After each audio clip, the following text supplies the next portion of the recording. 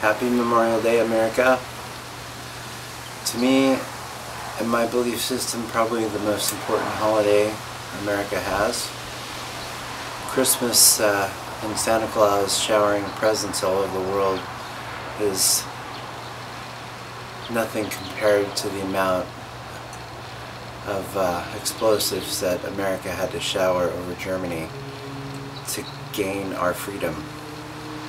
My grandfather was one of the few bomber captain pilots that actually made it, survived his missions and made it home.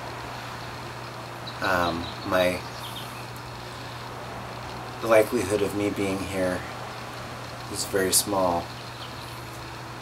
I find it ironic that, and an honor that we've been dealing with members of the Dalai Lama's Ashram Orchestra, Yongchen Lamo, of course His Highness the Dalai Lama, Nawang, the Dalai Lama's Longhorn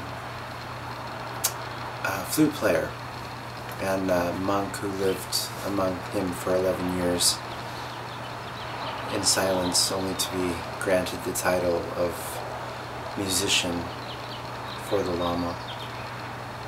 Yongchen has also been known as the voice of Tibet. Simply put, I find it ironic that these people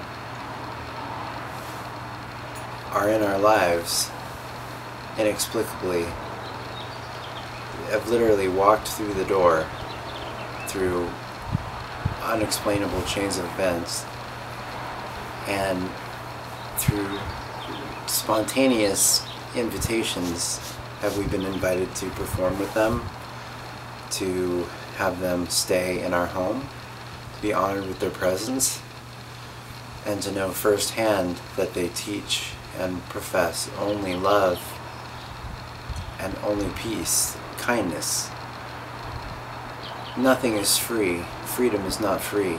However, everybody should have a place in the world, from the Palestinians to the Eskimos in northern Norway, who are still fighting for recognition in the social welfare system there. When Norway being one of the most progressive countries on the planet. Yongchen Lamo invited us, although in exile, into her home. Graciously offered us food, gave gifts of protection, was more concerned about us and the well-being of Tibetan children and single mothers who have been thrown away, through the support of her foundation, the Yongchen Lamo Foundation.org, where they're raising money to save as many thrown away children and single mothers as they can. So to honor my grandfather and his sacrifices, the things he would never speak of and the friends that he had to see die, I would simply say, who is playing God? And who decides who gets to have a place in the world and who does not? What politics would prevent good, kind people that understand that only love is real? What politics could there possibly be to prevent the creation of a space for them, for all? Nawang, the Tibetan flute player, recently suffered a stroke, only 72 hours after gracing our home.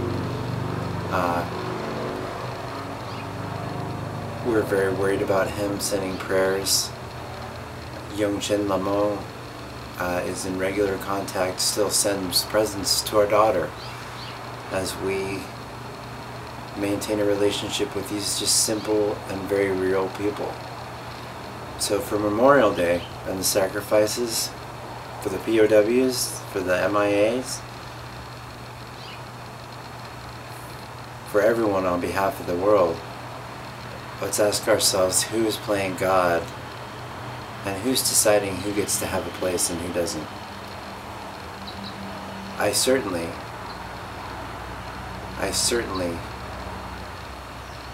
think we should free Tibet.